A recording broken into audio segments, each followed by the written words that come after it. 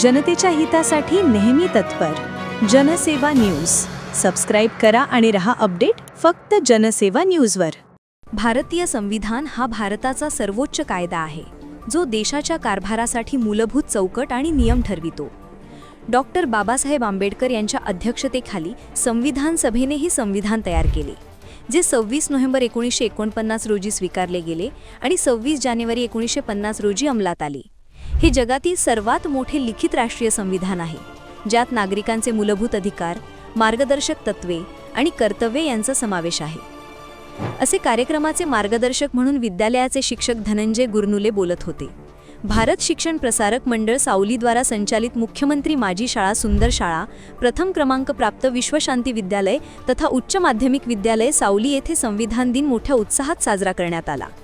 सर्वप्रथम डॉक्टर बाबासाहेब आंबेडकर यांच्या प्रतिमेला आणि भारतीय संविधानाला वंदन करून कार्यक्रमाची सुरुवात करण्यात आली।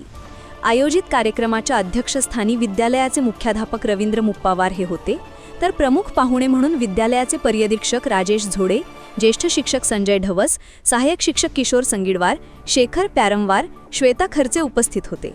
संविधान दिनाच्या महत्त्वावर शालेय विद्यार्थ्यांनी भाषणे आणि गीत सादर करीत उत्स्फूर्त सहभाग दर्शविला।